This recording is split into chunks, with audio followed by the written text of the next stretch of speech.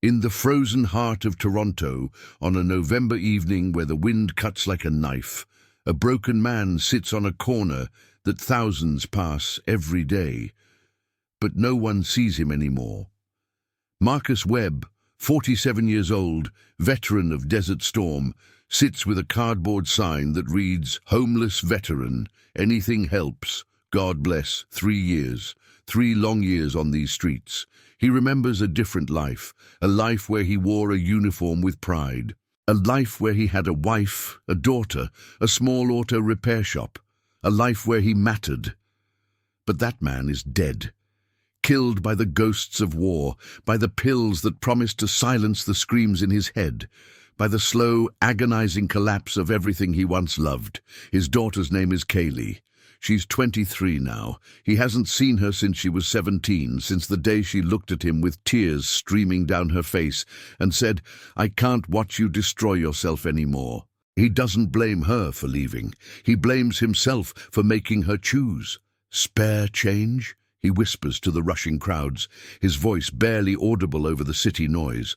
Most people don't even slow down. He's become invisible, a ghost haunting the corner of Yonge and Bloor. Across the street, stepping out of an Uber, is a man who doesn't know his life is about to change too. Tramell Tillman, actor, rising star, fresh off the success of Severance, flying high on a career most people only dream about. Designer clothes, luxury hotels, recognition everywhere he goes. He has everything, and he feels nothing. For 6 months he's been sitting in therapy, unpacking the weight of always performing, always being on. His therapist asked him a question that's been haunting him ever since. When was the last time you did something that wasn't calculated, that didn't serve your career or image? He had no answer. Tramell starts walking toward his hotel, script pages in hand, mind a million miles away. Then he hears it, a voice. Quiet, almost apologetic. "Excuse me, sir? Can you give me $1?" Tramell stops. Something about that voice, the brokenness in it, the resignation, makes him turn around. Marcus looks up, expecting the usual response, a shake of the head, a muttered "sorry, man," footsteps walking away. But Tramell doesn't walk away. Instead, he does something that will change both their lives forever. He crouches down, eye level, human to human. "What's your name?" Tramell asks. Marcus blinks, surprised. Marcus Webb. "I'm Tramell." He extends his hand. Marcus hesitates, aware of his dirty palm, but shakes it anyway. Tramell's grip is firm, respectful. "Marcus, I'm not going to give you $1, Tramell says. Marcus nods, disappointment washing over him. "Of course, another false hope. But I will give you a job." The words hang in the frozen air between them, impossible and terrifying and real. Marcus stares at Tramell, searching his face for mockery or pity. He finds neither. "A job," Marcus repeats slowly, the words foreign in his mouth. "You don't know me? You don't know what I've done, what I've lost." Tramell sits down on the cold sidewalk next to him, ignoring the stares from passers-by. His expensive wool coat would probably be ruined, but he doesn't care. "You're right. I don't know you," Tramell says. "But I know that look in your eyes. I've seen it in the mirror." Marcus laughs bitterly. "With all due respect, man, you're wearing a coat that probably cost more than I made in a year. You don't know anything about me." "Maybe not," Tramell admits. "But 6 months ago I was standing on my balcony in LA at 3 in the morning, looking down at the street, wondering what the point of any of it was. I had everything I'd ever wanted, success, money, recognition, and I'd never felt more empty." He watches a streetcar rumble past. "My therapist asked me, when was the last time I did something real, something that mattered beyond my career?" I couldn't answer her. So I'm asking you, would you let me try? Marcus feels something crack inside his chest, that protective wall he'd built brick by brick over 3 years on the streets. "I haven't worked in years." I've got PTSD. I've been through rehab twice. I'm living in a shelter when I can get a bed, and on this corner when I can't. I'm not who I used to be. None of us are, Tramell says quietly. I'm filming here for 3 more months. I need someone to help manage my schedule, handle my correspondence, organize my day-to-day. Nothing complicated, but it needs someone detail-oriented, someone who can be trusted. Why me? Because you asked for $1 when you needed 100. Because you said excuse me first. Because something in my gut says this is exactly what I'm supposed to do. Tramell pulls out his phone. I have connections. I can get you into a hotel tonight, get you some clothes, set up an interview with my team tomorrow. But I need to know, do you want this? Marcus feels tears threatening. Want? When was the last time anyone asked him what he wanted? I don't know if I can do this. I don't know if I'm strong enough. You survived war. You survived losing everything. You're stronger than you think. Tramell stands, offering his hand again. 1 day at a time. That's all I'm asking. 1 day. Marcus looks at that outstretched hand. Clean, steady, offering something he'd stopped believing in. A chance. He takes it. The hotel room is too clean, too quiet. Marcus stands in the doorway, afraid to step inside, afraid his dirty boots would soil the pristine carpet. Tramell had left him here an hour ago, after stopping at a 24-hour pharmacy to buy basics. Toothbrush, soap, razors, a change of clothes. I'll be back tomorrow at 9 a.m., he'd said. Get some rest. Rest. Marcus hadn't truly rested in years. He finally steps inside, closing the door softly behind him. The king-size bed looks enormous, threatening. He'd been sleeping on concrete, in shelter bunks, in the occasional doorway. This feels like a museum exhibit he wasn't supposed to touch. Marcus walks to the bathroom and stops at the mirror. The man staring back is a stranger. Grey-streaked beard, matted and uneven. Skin weathered and creased, eyes that hold too much pain. He looks 60. He is 47. He turns on the shower, letting the water heat up. When was the last time he'd had hot water? Really hot, not the lukewarm trickle at the shelter that ran out after 3 minutes. Stepping under the stream, Marcus feels something break. The water washes away 3 years of dirt, of shame, of surviving. He stands there for 30 minutes, maybe more, just letting it pour over him. When he finally emerges, wrapped in the hotel's thick bathrobe, he finds the bag of clothes Tramell had bought. Simple things. Jeans, a sweater, socks, underwear, all in his size. Tramell had asked, had noticed, had cared enough to get it right. Marcus sits on the edge of the bed, the TV remote in his hand. He doesn't turn it on. The silence is too precious, too fragile. His mind drifts to his daughter, Kaylee. She'd be 23 now. Last time he'd seen her, she was 17, crying, telling him she couldn't watch him destroy himself anymore.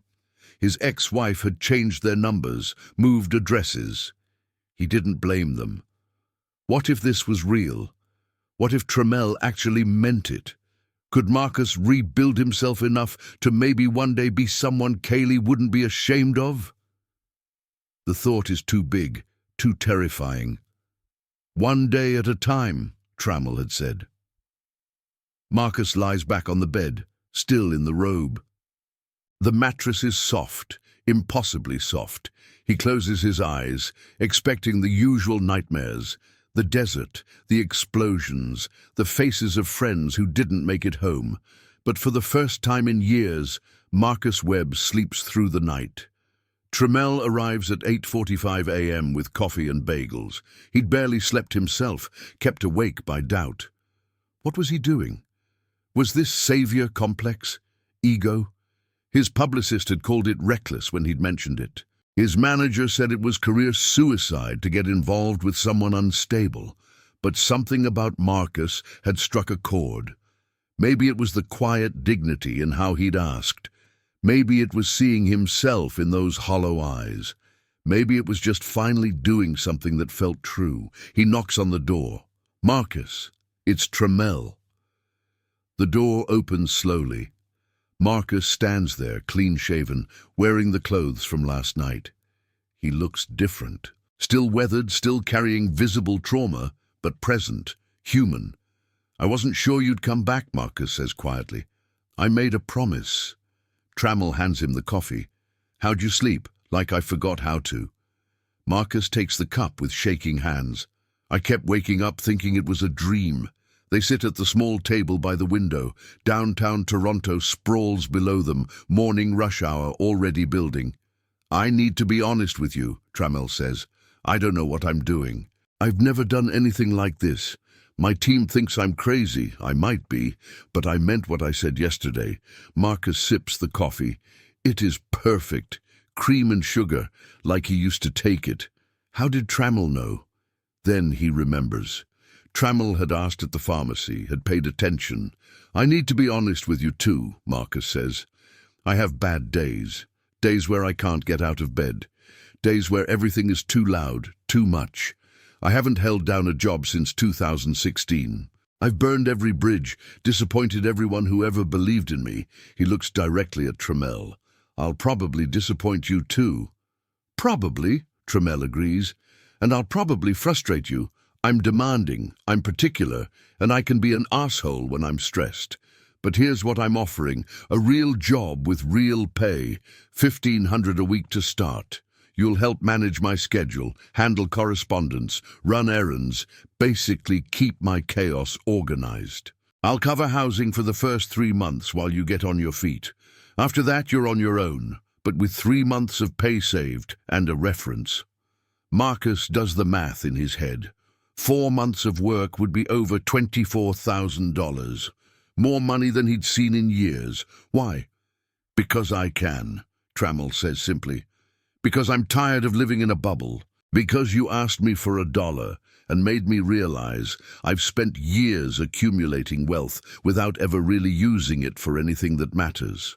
What if I relapse? What if I can't handle it? Then we figure it out. Therapy is non-negotiable. I'll cover it. We'll do weekly check-ins. I'm not looking for perfection, Marcus. I'm looking for effort." Marcus feels that crack in his chest widen. "I don't deserve this." "Deserve's got nothing to do with it," Tramell says. "This isn't charity. I need help, you need work. It's that simple." He pulls out a contract, 3 pages printed from his hotel's business center. "Read it over. If you're in, sign it. If not, no hard feelings, and the room's yours for the week, regardless." Marcus takes the pages with trembling hands. The words blur. Employment agreement, compensation, terms of work. It is real, legally binding, real. He thinks of Kaylee, of his ex-wife Sarah, of the man he used to be, the one who'd taken pride in honest work, in providing, in being someone dependable. "I'm terrified," Marcus admits. "Good," Tramell says. "So am I. But I think we're supposed to do this anyway." Marcus picks up the pen, hand shaking so badly he has to steady his wrist with his other hand.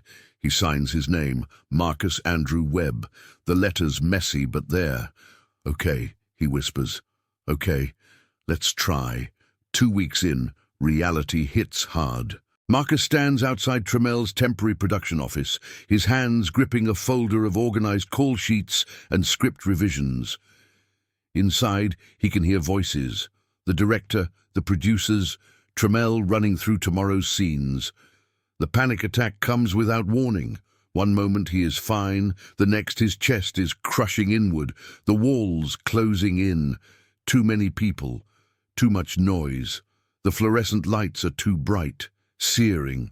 He drops the folder, papers scattering, and stumbles toward the stairwell. Inside the office, Tramell glances at his phone. Marcus should have been back by now. He excuses himself mid-conversation and steps into the hallway. Papers everywhere. No Marcus. Tramell finds him 3 floors down, sitting on the concrete stairs, head between his knees, breathing like he'd run a marathon. Marcus. Tramell sits down beside him, not touching, just present. "Tell me what you need." "I can't," Marcus gasps. "Too many people, too loud. I thought I could do this, but I can't. Yes, you can, but not like this." Tramell waits until Marcus's breathing slows slightly. What triggered it, I don't know. Everything. Nothing. I was fine and then I wasn't. Tramell nods. Okay, here's what we're going to do. You're going to go back to the hotel. Take the rest of the day. Tomorrow we're adjusting your role. No more crowded production meetings. You'll work from the hotel room. Organize my emails. Manage my calendar remotely. Handle the administrative stuff. When I need something in person, I'll text first. Give you time to prepare. I'm failing already, Marcus says bitterly. No, you're discovering your limits. That's different. Tramell pulls out his phone and texts his assistant to bring Marcus's things. I told you this wasn't about perfection. It's about showing up. You showed up today. That counts. I'm wasting your money, your time, my money, my time, my choice. Tramell's voice is firm but kind. Marcus, I didn't pull you off that street corner expecting you to be fine in 2 weeks. Trauma doesn't work like that. Healing doesn't work like that. Marcus finally looks up, eyes red. You should have picked someone else. Someone who isn't broken. We're all broken, Tramell says quietly, just in different ways. You know what you did today that most people can't. You recognized you were struggling and you removed yourself before it got worse. That's strength, not weakness. The stairwell door opens. Tramell's assistant, an efficient woman named Patricia, appears with Marcus's jacket and bag. She gives Marcus a small, genuine smile. The work you did on those call sheets was excellent. Most organized, they've been all production. She leaves. Marcus stares after her. She knew I was having a breakdown, and she complimented my work because it's true, and because she's not an asshole. Tramell stands, offering his hand again. That gesture that is becoming familiar, becoming safe. Come on, let's get you back. Tomorrow's a new day. In the Uber back to the hotel, Marcus stares out the window at the city passing by. I haven't told you about my daughter. Tramell waits, sensing this is important. Kaylee. She's 23 now. Haven't seen her since she was 17. I destroyed our relationship, destroyed everything. Marcus's voice cracks. I keep thinking, if I could just get stable enough, maybe I could, I don't know. Be someone she wouldn't be ashamed of. Have you tried reaching out? I wouldn't even know where to start. What would I say? Sorry I chose pills over you for 3 years? Maybe you start with, I'm trying. Maybe that's enough. Marcus shakes his head. It'll never be enough. But maybe I can at least become someone who deserves to try. The car pulls up to the hotel. Before Marcus gets out, Tramell says, tomorrow morning, 9 a.m., new system, same goal. We'll make this work. Marcus nods, not trusting his voice. That night, he sits at the hotel desk with his laptop, a basic one Tramell had provided, and opens a blank document. He types 4 words. Dear Kaylee, I'm sorry. Then he closes it. Not yet. Not until he has more to offer than apologies. Not until he can prove he is really trying. But it is a start. 6 weeks in, they find their groove. Marcus works from the hotel room, transformed into a makeshift office. 3 monitors Tramell had purchased, organizers, file systems. Marcus discovers he is good at this. The structure, the routine, the clear tasks with clear outcomes. It reminds him of the army, of his repair shop, of when his life had order. He manages Tramell's calendar with precision, handles correspondence, organizes travel arrangements, even begins vetting script offers when Tramell asks for an outside perspective. Marcus would read them late at night, offer honest thoughts. Tramell values them. Therapy twice a week. Dr. Sarah Chen is patient, direct, and doesn't let him hide. They work through the PTSD, the addiction triggers, the shame. Marcus starts attending VA support groups, connecting with other veterans who understand. But the real change is quieter. One morning, Tramell shows up with 2 coffees and an unusual request. Come with me today. Not to the set, I know that's too much, but I want to show you something. They drive to the east end of Toronto, to a community centre in Regent Park. Inside, a dozen teenagers sit in a circle, workshop materials spread across tables. I volunteer here sometimes, Tramell explains, when I'm in town, teaching acting basics, but really teaching confidence, presence, self-expression. He turns to Marcus. I could use an assistant, someone to help manage the logistics, set up, talk to the kids who aren't comfortable performing yet. Marcus feels anxiety spike. I'm not good with people, especially kids. You're good with me. And these kids, a lot of them are dealing with trauma too. Different kinds, same weight. Tramell starts unpacking supplies. No pressure. Just sit in today. See if it feels right. Marcus stays in the back at first, watching Tramell work with the teenagers. He is different here. Looser, more himself, genuinely engaged. A girl named Amara can't make eye contact when speaking. A boy named Dev stutters through every sentence. A kid named Jordan keeps his hood up, arms crossed, refusing to participate. During break, Jordan ends up near Marcus, scrolling through his phone. You don't have to be here if you don't want to be, Marcus says quietly. Jordan looks up, surprised anyone is talking to him. My mom makes me come, says I need positive outlets. Does it help? I don't know. Maybe. Jordan lowers his phone. You work with him? He nods toward Tramell. I do. That's cool. He seems real, not fake like most people. Marcus considers that. Yeah, he is real. What do you do? Mostly organize chaos. Keep track of schedules, emails, the boring stuff. Jordan nods slowly. I'm good at organizing, like really good. I reorganized my whole room by color and size and category. My mom thinks it's weird, but it helps me think. That's not weird, that's a skill. Marcus pulls out his phone, showing Jordan his digital filing system for Tramell's projects. See? Color-coded by priority, tagged by category, cross-referenced by date. Jordan's eyes light up. That's sick. Can you show me how to do that? For the next 20 minutes, Marcus walks Jordan through organizational systems, productivity apps, ways to create structure from chaos. By the end, Jordan has pulled his hood down, is asking questions, is present. When the workshop ends, Tramell finds Marcus helping clean up. So maybe I could come back. If you need help. Tramell smiles. I need help. That night, Marcus opens his laptop again. The document titled Dear Kaylee has been sitting there for weeks, those 4 words unchanged. He begins typing. Dear Kaylee, I'm sorry. I know those words don't mean much after everything I put you through. I don't expect forgiveness. I don't even know if you'll read this, but I wanted you to know I'm trying. Really trying this time. I'm working. I'm in therapy. I'm staying clean. I'm becoming someone I don't completely hate when I look in the mirror. I know I can't undo the past, but maybe I can build something better for the future.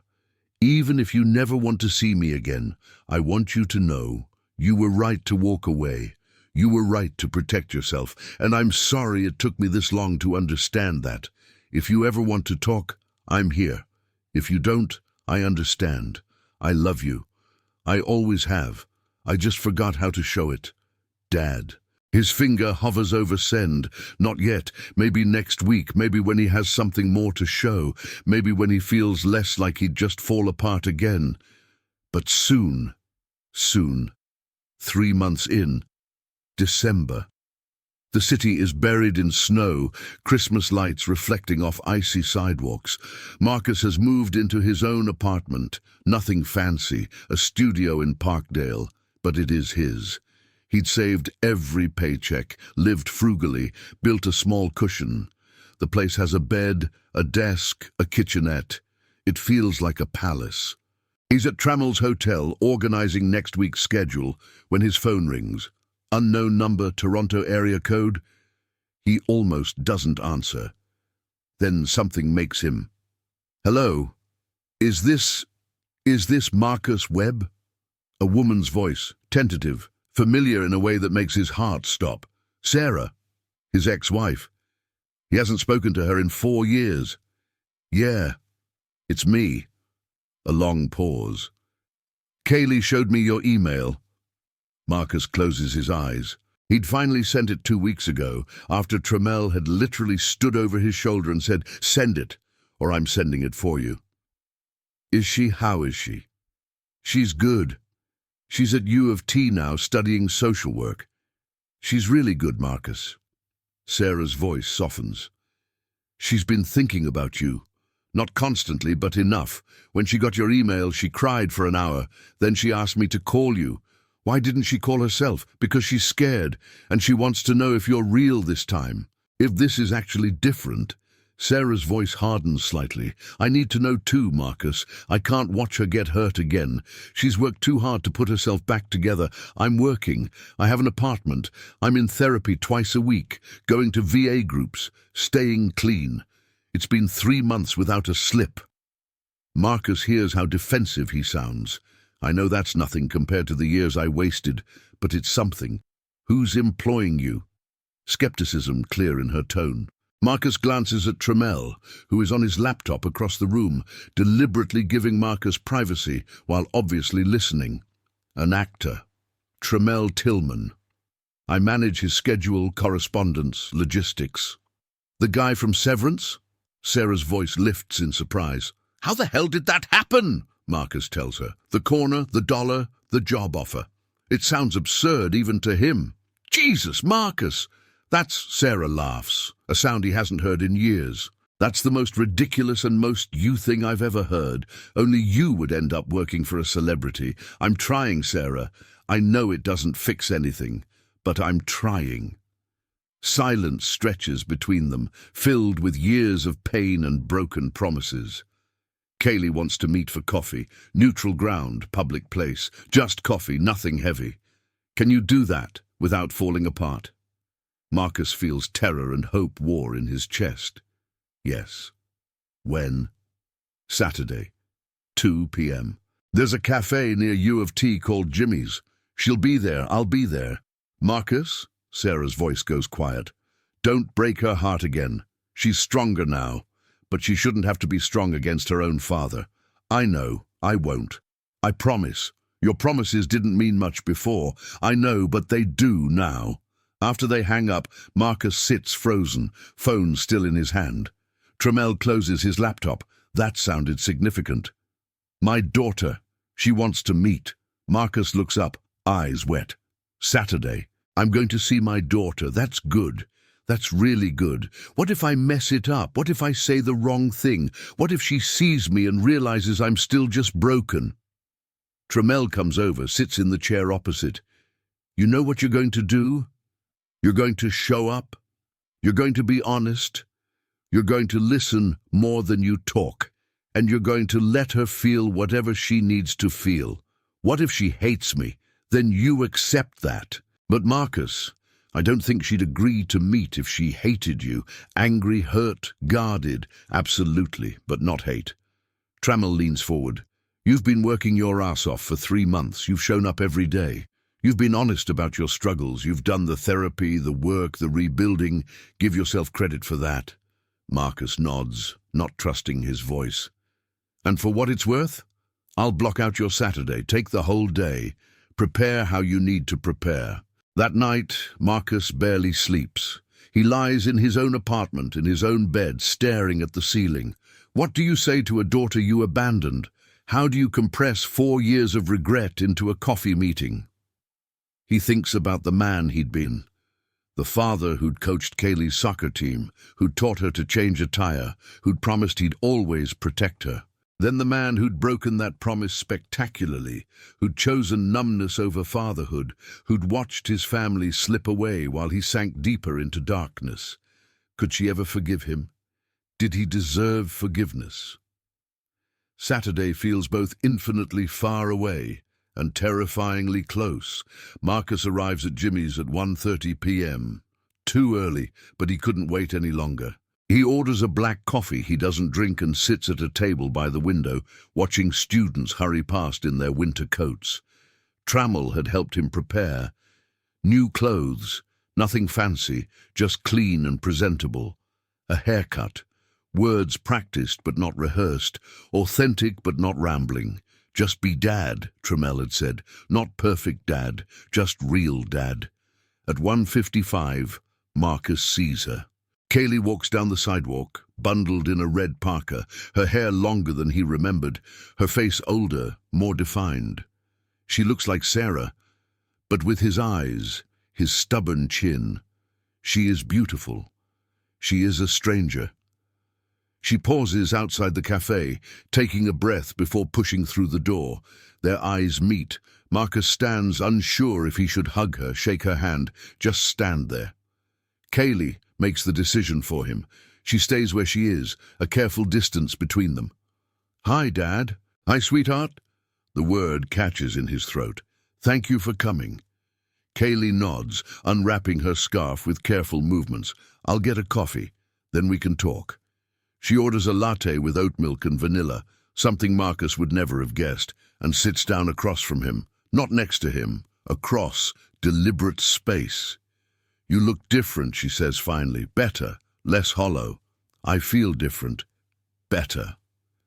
Marcus grips his cup to keep his hands steady. "I don't know where to start. I practice things to say, but now they all sound wrong. Then don't say them." Kaylee's voice is careful, controlled. "I don't need the apology speech. I read your email. I know you're sorry. What I need to know is if this is real or if you're just temporarily functional before the next collapse. Direct, honest, painful. She'd learned not to cushion things. "I can't promise I won't have bad days. I can't promise I'm fixed forever. PTSD doesn't work like that." Marcus forces himself to meet her eyes.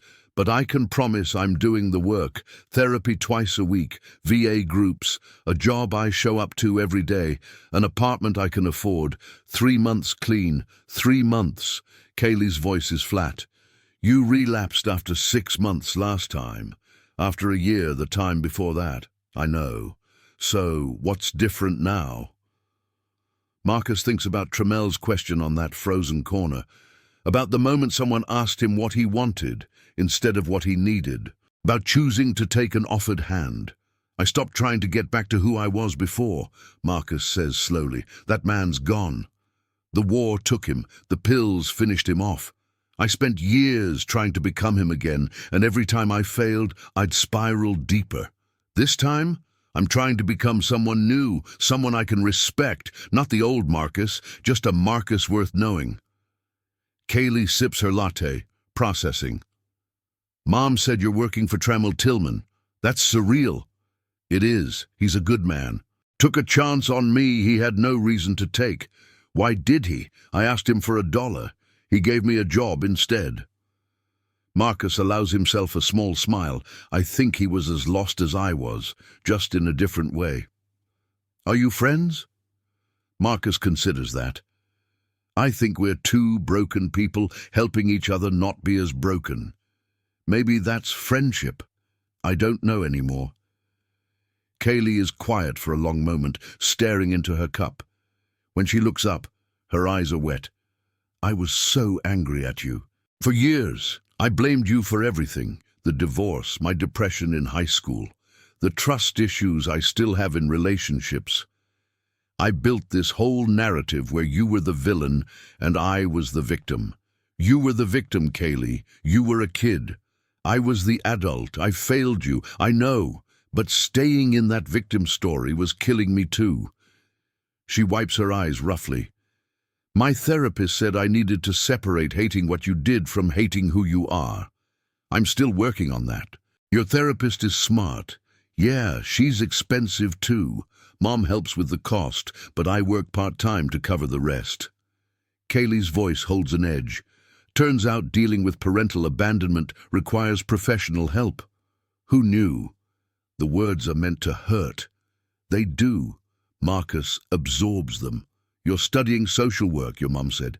"Yeah. Foster care specifically. Kids who've been abandoned or removed from homes. I figured if I couldn't fix my own broken family, maybe I could help other people's." "That's beautiful, Kaylee. Really. It's practical, the broken helping the broken. That's how it works, right?" She studies him. "Is that what you're doing with this job? Finding purpose in helping someone who needs help?" Maybe. Or maybe I'm just grateful someone saw me as worth saving. They sit in loaded silence, years of pain and distance thick between them. I can't promise you I'll ever fully trust you again, Kaylee says finally. I can't promise this will be like before, that we'll have some perfect father-daughter relationship, but I'm willing to try something. Coffee sometimes. Updates on your life. Slowly. Slowly is good. Slowly is more than I deserve. Don't do that. Kaylee's voice sharpens. Don't make yourself the martyr. You hurt me. Own it, but don't wallow in it. That's just another form of making it about you. Marcus feels the truth of that hit him. His therapist had said something similar. You're right. I'm sorry.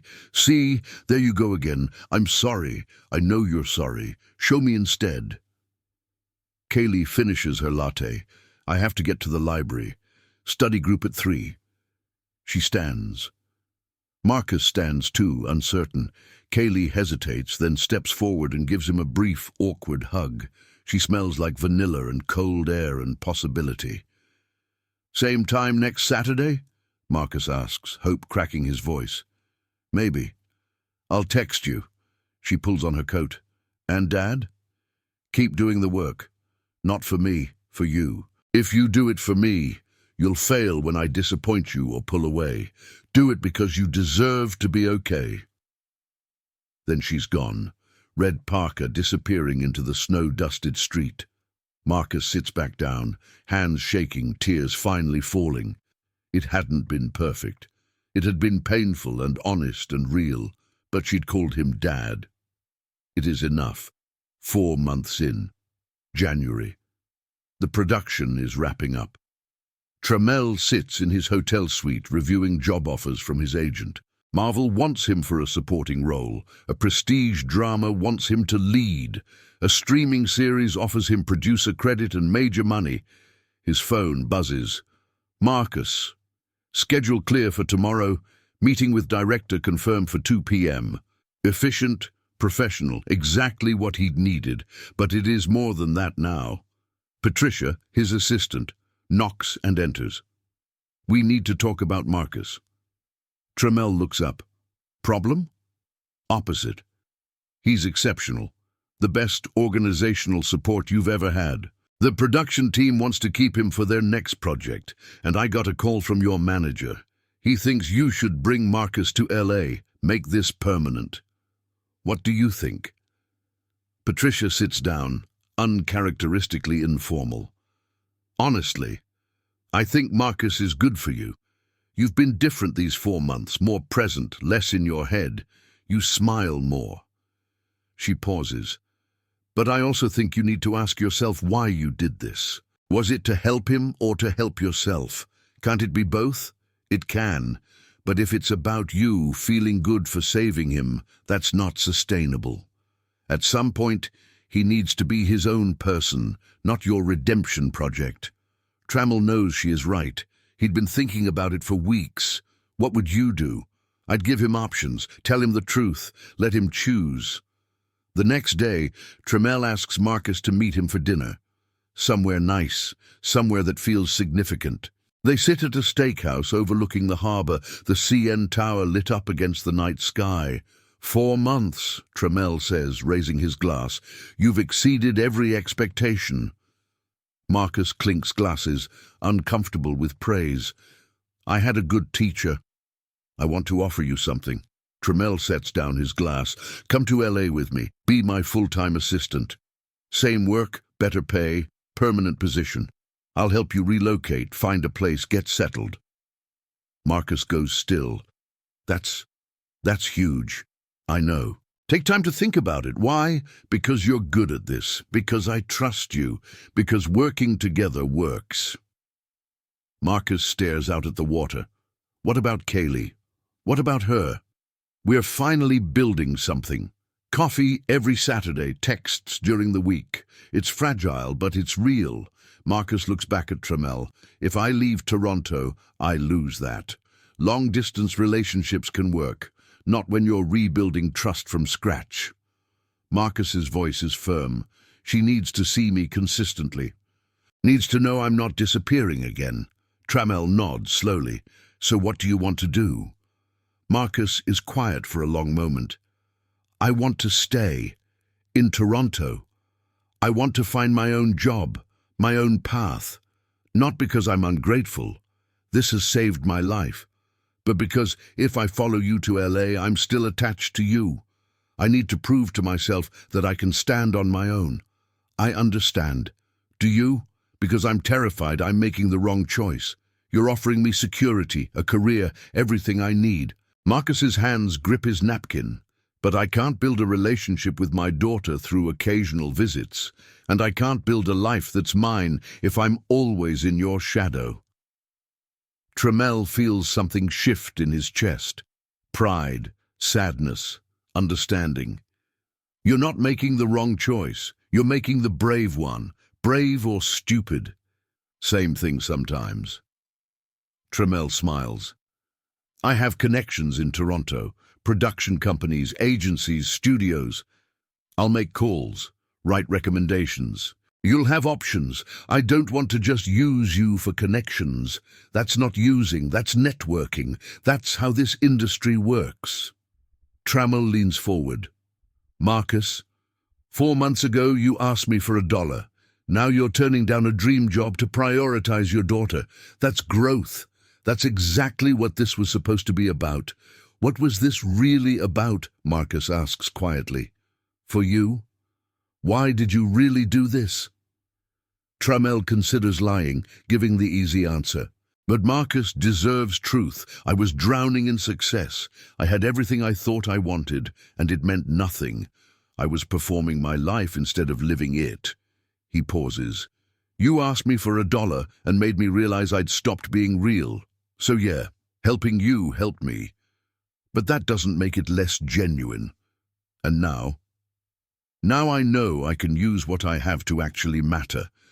Not just play meaningful characters, but be meaningful. You taught me that. Marcus shakes his head, smiling slightly. So we saved each other. Yeah, I think we did. They finished dinner talking about next steps. Tramell would make calls. Marcus would update his resume. They'd transition slowly over the next 2 weeks. Walking back to the hotel, snow beginning to fall, Marcus says, You know what's weird? 4 months ago, I thought my life was over. I thought the best I could hope for was to just exist until I didn't anymore. And now I'm terrified and hopeful and actually excited about the future. I have coffee with my daughter. I have a therapist who doesn't let me hide. I have skills people value. He stops walking. I have a chance. You do. Thank you for seeing that when I couldn't. Tramell pulls him into a hug. Brief, firm, real. You did the work, Marcus. I just held the door open. You walked through it. They stand there on the snow-covered sidewalk. 2 men who'd found each other at exactly the right moment, who'd given each other exactly what they needed. Not salvation, just a chance. December, 1 year since Tramell had first walked past Marcus on that frozen corner. Marcus stands in his new apartment, larger now, in a better neighborhood, with an actual bedroom and a view of Trinity Bellwoods Park. He'd been working for a production company for 8 months, coordinating logistics for commercial shoots and independent films. The pay is decent, the work is steady, and he is good at it. His phone buzzes. Kaylee. Still good for dinner tonight. Jake wants to meet you. Nervous but excited. Jake is her boyfriend. Serious enough that she wants Marcus to meet him. 6 months they'd been building this. Coffee every Saturday, then lunches, then phone calls during the week, then holidays. She'd come to his apartment last month, brought him a housewarming plant, stayed for 3 hours talking about her internship at a youth shelter. She'd met his therapist. Sat in on a session when Marcus had asked if they could talk through some things together. It had been brutal and honest and necessary. They weren't perfect. There were still walls, still moments where old pain surfaced. But they were real. They were trying.